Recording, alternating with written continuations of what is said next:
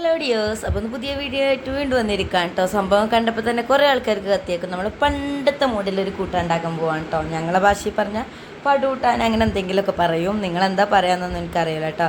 അതിന് വേണ്ടിയിട്ട് നമ്മൾ കുറേ കാലമായിട്ട് ഇങ്ങനെ ഓരോ സാധനം ഒരു കുട്ടി വെയിറ്റ് ചെയ്ത് നിൽക്കുകയാണ്.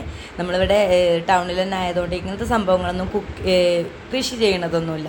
അപ്പോൾ ഓരോന്നിങ്ങനെ കിട്ടിയിട്ട് വേണം വാങ്ങാൻ. കിട്ടലും കുറച്ച് റിസ്ക് ആയതുകൊണ്ട് ഇപ്പോൾ നമ്മൾ കർമ്മത്തി ഉണ്ട്, അതേപോലെ തന്നെ ഒരു പൂളൻ്റെ പീസ് ഉണ്ട്. അത് നമ്മുടെ മരച്ചീനിയാണ് കേട്ടോ, നമ്മുടെ മലപ്പുറംകാരുടെ പൂള. അതേപോലെ തന്നെ നമ്മൾ ചേമ്പിൻ്റെ തണ്ട് എടുത്തിട്ടുണ്ട്. ഒരു ചെറിയ പീസ് ചേന കഷ്ണമുണ്ട് കേട്ടോ. അത് നമ്മൾ കുറേ ദിവസം മുമ്പ് ഫ്രിഡ്ജിൽ വെച്ചതാണ്, എന്തായോ എന്തോ. അപ്പോൾ നമ്മൾ ഇതൊക്കെ ഒന്ന് ക്ലീൻ ചെയ്ത് കട്ട് ചെയ്തെടുക്കണം കേട്ടോ.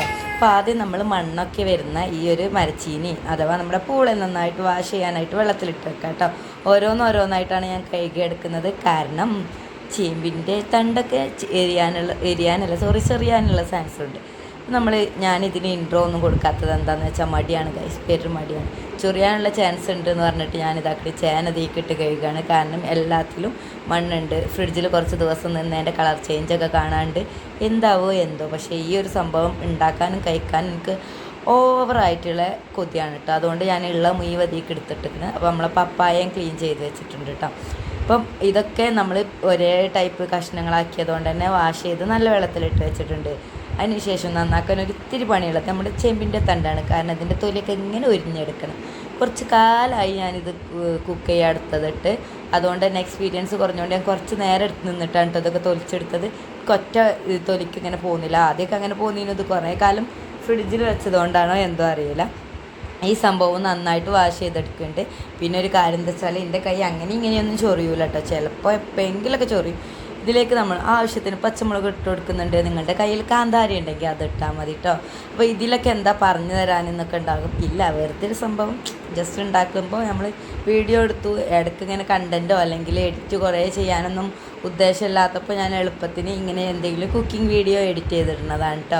അപ്പോൾ അതിലേക്ക് ആവശ്യത്തിന് ഉപ്പിടുന്നുണ്ട്. പിന്നെ ഒരു കാര്യം പിന്നെയാണ് ശ്രദ്ധിച്ചത്, നമ്മളിതെല്ലാം പാടിട്ടിട്ട് നമ്മളെ കുക്കർ നിറഞ്ഞിട്ടുണ്ട്. അതുകൊണ്ട് ഞാൻ സെപ്പറേറ്റ് 2 ഭാഗമാക്കിയാണ്ടാണ് കേട്ടോ അതൊന്ന് കുക്കിച്ചെടുത്ത്. ആദ്യം നമുക്ക് ചേമ്പിൻ്റെ തണ്ട് ജസ്റ്റ് ഒന്ന് കുക്ക് ചെയ്ത് മാറ്റി വെക്കാം. ഇത് തീരെ വേവില്ലാത്തൊരു സാധനമാണ്. പിന്നെ ഇത് കുറേ കാണാനുണ്ടാകും, എന്നിട്ട് കുക്ക് ചെയ്ത് എത്തും ഉണ്ടാവില്ല. അങ്ങനത്തെ ഒരു അവസ്ഥയിലാണ് കേട്ടോ. അപ്പോൾ ഞാൻ 2 പോർഷനായിട്ട് കുക്ക് ചെയ്തെടുത്തിട്ടുണ്ട്. ഇനി നമ്മുടെ മെയിൻ താരങ്ങളായിട്ടുള്ള വെളുത്തുള്ളിയും ചീരുള്ളിയാണ് കേട്ടോ. ഇത് നന്നായിട്ട് വട്ടത്തിൽ കട്ട് ചെയ്തിട്ടുണ്ട്. വെളിച്ചെണ്ണ ചൂടാക്കി ഒരു പാനിലേക്ക് ഈ കട്ട് ചെയ്തിട്ടിട്ടുള്ള വെളുത്തുള്ളിയും ചീരുള്ളിയും ഇട്ട് കൊടുക്കുകയാണ് കേട്ടോ. അപ്പം ഇങ്ങനെ തൂമിക്കുന്നവരുണ്ട്, കടുക് വറുക്കുന്നവരുണ്ട്, ഇതിലേക്ക് തേങ്ങ അരച്ച് പാരുന്നുണ്ട്. എനിക്ക് ഏറ്റവും ഇഷ്ടം ഇങ്ങനെ പ്ലെയിനായിട്ട് വെറും പച്ചമുളക് മാത്രം ഇട്ട് വെച്ചിട്ട് ഇങ്ങനെ കുറേ ഉള്ളിയൊക്കെ ഇട്ട് തൂമിക്കുന്നതാണ് കേട്ടോ. എല്ലാവർക്കും അങ്ങനെ ആയിക്കോണമെന്നില്ല. അപ്പോൾ നമ്മളിത് 2 വാക്കാക്കി ഇട്ടുകാണ്ട് ഇങ്ങനെ കുക്ക് ചെയ്തിട്ടുണ്ട്. അതിന് കുറച്ച് വെള്ളം ജാസ്തി വന്നിട്ടുണ്ട്. കാരണം നമ്മുടെ ചേമ്പിൻ തണ്ടിലേക്ക് അത്ര വെള്ളം ആവശ്യമില്ല. അപ്പോൾ നമ്മളിത് നന്നായിട്ട് ഒന്ന് ഉടച്ചെടുക്കുകയാണ്. കാരണം പൊടിയുള്ള ചേനയും മരച്ചീനിയൊക്കെ ഉണ്ടായതുകൊണ്ട് ജസ്റ്റ് ഒന്ന് കുറുകി വരും. പിന്നെ ചൂടാറുമ്പോൾ ഒന്നുകൂടി തിക്കാകും കേട്ടോ. നമ്മൾ ഈ തൂമിച്ചെടുത്തിട്ടുള്ള വെളുത്തുള്ളി ഇതൊക്കെ ഇട്ടിട്ടുള്ള മിക്സ് ഇനി അതിലേക്ക് ഇടാൻ പോവുകയാണ്. ജസ്റ്റ് എൻ്റെ കയ്യിൽ നിന്ന് ചെറുതായിട്ടൊന്ന് പാളിപ്പോയി. അവിടെ അപ്പുറത്തുള്ള അടുപ്പത്തുള്ള സാധനം നോക്കിയപ്പോൾ ചെറുതായിട്ടൊന്ന് കരിഞ്ഞു പോയി. നമ്മൾ പാത്രം മാറ്റിയിട്ടുണ്ട് കേട്ടോ. നമ്മൾ വേറൊരു പാത്രത്തിലേക്ക് ഇട്ടു നന്നായിട്ട് ഇളക്കാൻ വേണ്ടി. അപ്പോൾ അതിലും വലിയ സീന് ഇത് നിറഞ്ഞ് കഴിയാണ് കേട്ടോ. ചൂടാറാനൊന്നും ഒഴിവില്ലാണ്ട് നമ്മൾ ഇത് നോക്കുകയാണ്. അടിപൊളിയാണ്. ഇങ്ങനെ ഉണ്ടാക്കി നോക്കുന്നവരായിരിക്കും എല്ലാവരും. ഉണ്ടാക്കി നോക്കാത്തവർ ഇങ്ങനത്തെ കുറേ പീസസൊക്കെ ബാക്കി വരുമ്പോൾ ജസ്റ്റ് ഒന്ന് ഉണ്ടാക്കി നോക്കിട്ടോ. നൊസ്റ്റാൾജിയ പറഞ്ഞാൽ ഇതാണ്, പണ്ട് കഴിച്ചിരുന്ന അതേ രുചി.